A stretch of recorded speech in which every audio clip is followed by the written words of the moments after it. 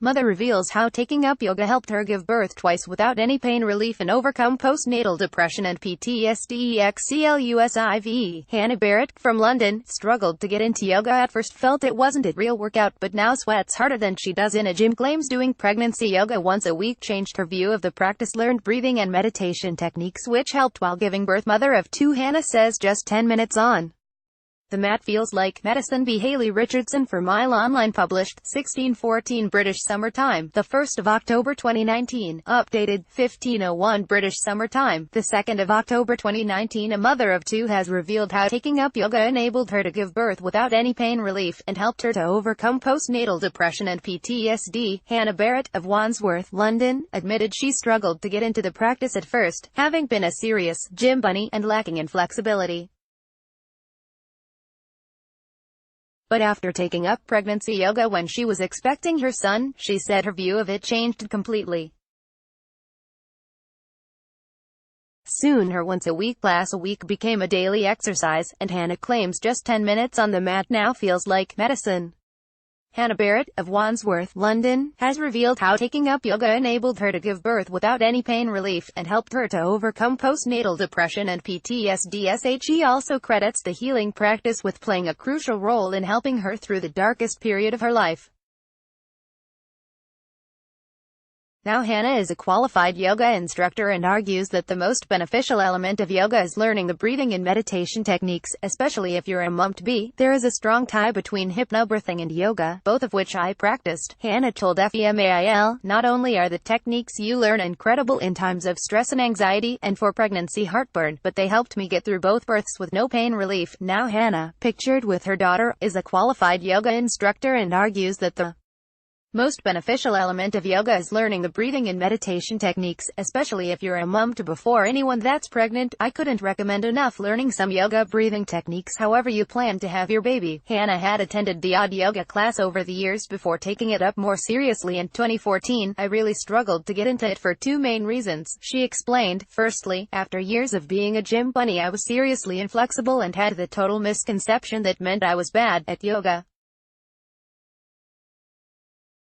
Secondly, I hadn't found the right class or style of yoga for me. The classes I had been going to were too slow for what I needed, and I didn't realize there were so many different styles. This isn't a criticism of slow and restorative yoga classes, as I love a class like this now, but back then I needed lots of movement to draw me in. Hannah had attended the odd yoga class over the years before taking it up more seriously in 2014 after having children. Hannah found she didn't have as much time for the gym and has since replaced nearly all of her workouts with yoga. I have honestly never been stronger, and it's all down to my practice, she admitted. I have been to some dynamic yoga classes that have made me sweat harder than I have ever done in a gym. She told how doing pregnancy yoga classes made her realize the practice truly is for everyone. They include women who are 16 weeks or 39 weeks, and include people who have never done yoga before, she explained. As a result, they are slower and primarily focus on breathing, pelvic floor strength, essential muscle strengthening for birth, and stretching the areas which become tight. Hannah, pictured with her son while pregnant with her daughter, told how doing pregnancy yoga classes made her realize the practice truly is for everyone. I went to one class a week, and in addition I continued a more dynamic self-practice and modified where needed with the help of a qualified prenatal teacher. While she was able to stick to her water birth plan with her first child, Hannah experienced complications with her daughter. During her pregnancy, doctors suspected her placenta wasn't working as it should and warned her she would deliver her baby before 37 weeks, but at 35 weeks, Hannah awoke in the middle of the night fearing something was seriously wrong. As I went to the toilet, there was so much blood, I couldn't feel her move and I was sure I was having a miscarriage, she recalled. I remember shaking uncontrollably for about 2 hours.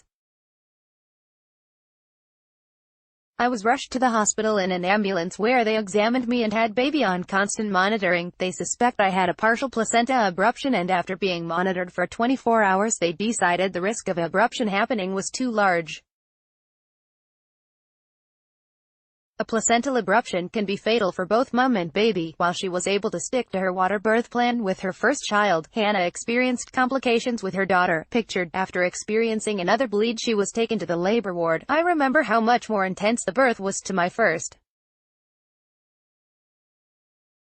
It took just over an hour and I also remember thinking, I can't do this, I'm going to have pain relief. 3 contractions later she was here. Hannah said, she was a tiny 4 pounds little angel and I was able to hold her for a short while before she was taken to an ICU. It was 4 days later that I was allowed to hold her again. Hannah's daughter remained in an ICU for 3 weeks, during which she contracted an infection believed to be sepsis, was fed through a tube, had jaundice and struggled to breathe by herself. She looked so helpless, covered in wires and tubes, Hannah recalled. Not being able to hold her was heartbreaking. I spent hours holding her tiny hand through the incubator. Hannah, pictured with her family, said it took 3 months before her postnatal depression and post-traumatic stress disorder kicked in. Worst day was day 3. As I walked up to her incubator in the morning I saw her tiny body vibrating. I thought she was having a fit and I must have cried out as I remember the nurse running over. They'd actually had to change her ventilation in the night to try and clear her lungs, which made her vibrate. I'd been walking and hoping I would be allowed to hold her and I broke down. The hormones of my milk coming in mixed with having to leave the hospital, you can't stay in an ICU overnight, and they needed my postnatal room, were intense. I had been clinging on to the hope that she would only be in for a few days. Although we were incredibly fortunate for her to be alive, you never imagine leaving the hospital without your baby. When after nearly 3 weeks in the NICU she was finally allowed home, the relief was indescribable. Hannah said it took 3 months before her postnatal depression and post-traumatic stress disorder kicked in. Hannah admitted at her lowest point she felt like a shadow of herself, and broken, but yoga helped her to recover. When you have a baby in intensive care you just need to keep going, she explained. I think I had been running on adrenaline, and after we left the hospital, I honestly thought I was okay. In hindsight, when you go through an experience like that, when you nearly lose child, of course you're not okay. I was worried to voice my feelings because our story had a happy ending. My baby was okay, and the horrible truth is so many go through the heartbreak of baby loss. I felt guilty that I was struggling and we got to take my beautiful baby girl home. Hannah admitted at her lowest point she felt like a shadow of herself, and broken. Hannah now has 208k followers on her yoga_girl_London Instagram page, which she started up 3 years ago because she found the physical practice so difficult. It was like I couldn't remember how to feel like my normal self, how to be happy. I've been with my husband for over 13 years and I even struggled to talk to him about it, she said. It took me a long time to build up the courage to admit that I wasn't okay. Looking back, I don't know why I was afraid to tell him, because of course he was more than supportive and of course he understood.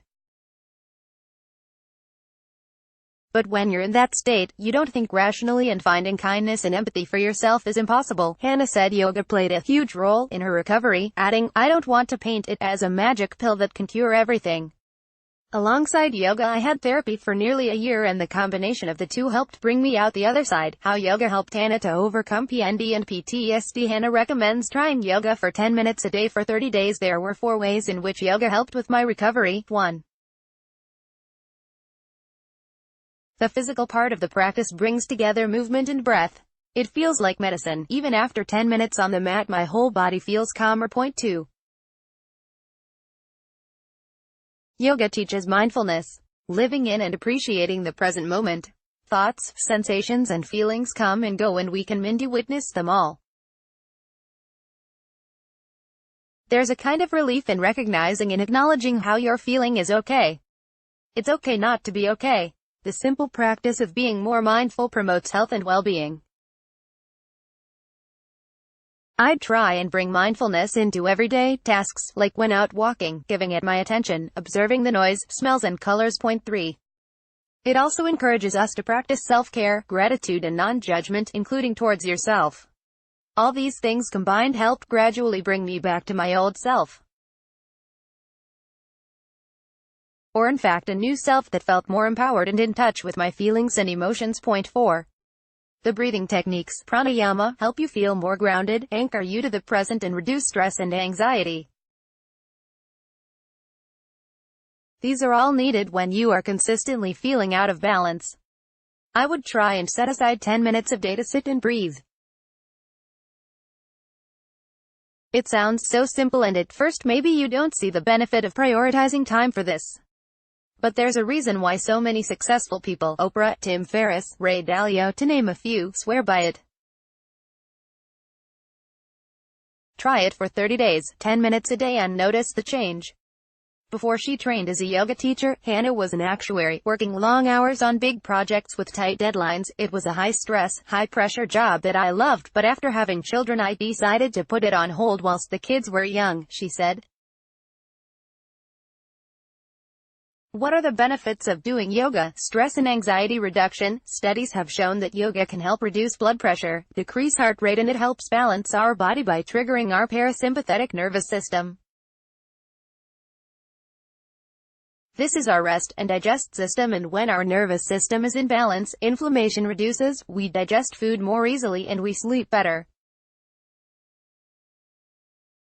Strength. Yoga is incredible for building strength in the whole body.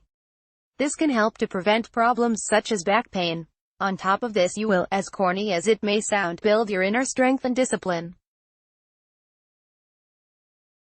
Immunity. Yoga helps reduce cortisol that compromises the immune system and stimulates the lymphatic system, oxygenating the blood and releasing toxins. Flexibility and balance. Yoga helps stretch muscles and increase range of motion and mobility. It also helps improve posture and balance. Living with greater awareness. You practice yoga to help live your daily life better. Part of the essence of yoga is mindfulness, and this is taken off the mat into life, living in the present as much as possible. Funnily enough now, with my yoga practice, I think I would be a better actuary and deal with the stress and big workload much better. Hannah said she finds herself continually returning to a dynamic and creative vinyasa yoga practice. It's how I regained my strength after birth. It helps ground me and relieve any stress of the day, and it's incredibly tough but fun, she said. It makes me enjoy exercising, which helps me prioritize exercise, prioritize self-care, and prioritize mindfulness. Hannah now has 208k followers on her yoga_girl_London Instagram page, which she started up 3 years ago because she found the physical practice so difficult. I wasn't naturally flexible and I was terrified of going upside down, she admitted. The more I practiced and the further my practice developed, the more I wanted to share and help others understand how to get there too. I think the growth has come from consistently posting information that can help people. For the past year, myself and Finola Burrell, a physiotherapist and co-author of Strength Through Yoga, have posted weekly pre- and postnatal information and help on topics ranging from diastasis recti to prolapse to yoga-inspired strengthening workouts. Hannah Barrett's book Strength Through Yoga is available for £39.99 at www.yogagirllondon.com. Follow Hannah on Instagram here. What is postpartum depression? Postpartum depression occurs after the birth of a baby. It affects up to 20% of women in the US and 10% in the UK. This is different from baby blues, which commonly include mood swings, crying spells, anxiety, and difficulty sleeping. This is a more severe, long-lasting form of depression. There may be problems of bonding with a baby, enjoying motherhood, periods of anger or rage, sadness, and crying. There may be the constant feeling of being overwhelmed or possible thoughts of harming your